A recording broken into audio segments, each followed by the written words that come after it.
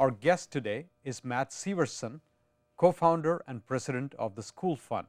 4 years ago, you graduated from high school and you made a trip to Tanzania on a safari.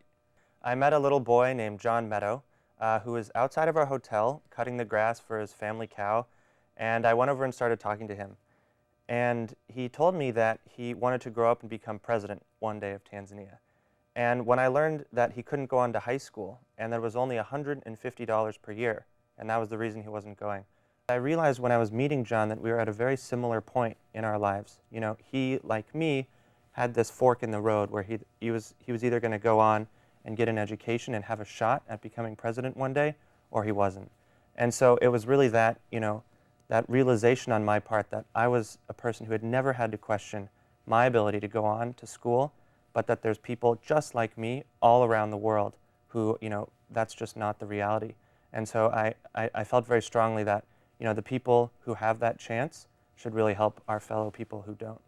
I began to help John with that $150, and that was the beginning of our journey together. I watched a great video on your website about how the rest of the program evolved. In fact, I want our viewers to watch this video as well. So let's take a look at this video. Welcome to a developing country. Of the 1.2 billion children in our world today, 70 million cannot afford to pay for school. It could be the cost of a uniform, of tuition, or of books. And it's these minimal fees, as little as $150 per year, that keep students at home, in menial jobs, or on the streets. We want to help build a world where any student, no matter where they are born, has the opportunity to attend school, and where any school, no matter where it is built, can offer its students the experiences and education they want and deserve. It's in 12 countries in just 2 years, and it's growing faster and faster. We are building this world, a place where individuals come together and share their stories and dreams for a brighter tomorrow through a website. We began with one student in one village, and you can too. Join us and change the world, one life at a time. So I've been back every summer to visit John and his family, and we've really, developed as friends. And he's graduating this year from high school, actually, which we're very, very proud of. We had no idea what we were getting into. I mean, we really just left John with, $150 that first year. Mm-hmm. But when we got home, this was me and another friend from high school who made that first trip together.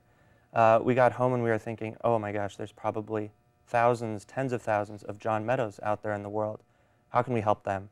And so we began looking into kind of existing models for how students get scholarship funding.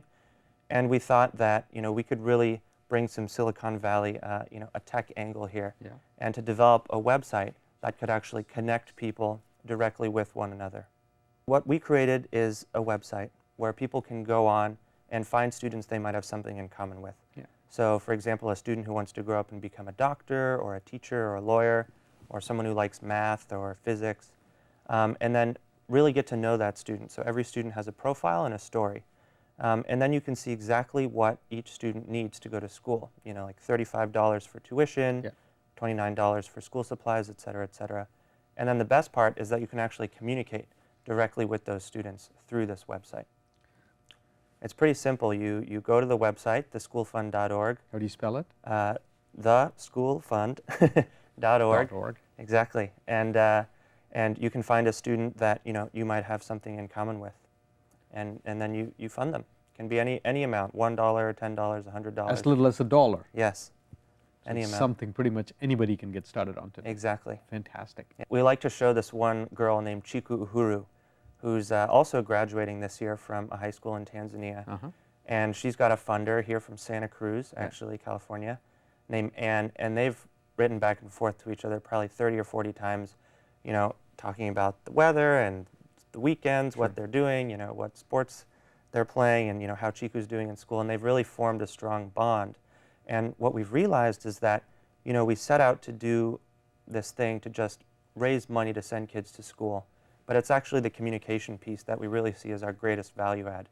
We started working with other organizations who were already doing that, already working in communities, and we basically said, hey, here's this platform that allows, people in America and Europe, wherever, your donors to connect with your students in this very personal way. And so those partners are now putting their students up on the site. We're in 12 countries, several countries in Africa, including Kenya, Sierra Leone, Ghana, Malawi, and we've also gone into Asia, China, the Philippines, and India.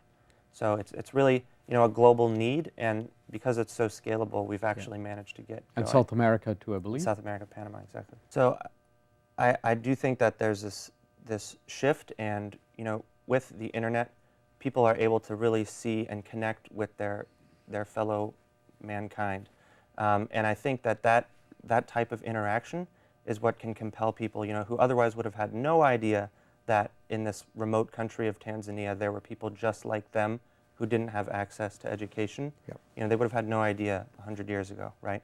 But now that everyone is so much more connected, I think it's kind of stirring up this common feeling and this common compassion amongst people to go out and help their peers in other parts of the world. So that's kind of how I'm seeing it as the internet and you know, this ability to connect as being a key driver in solving a lot of these problems.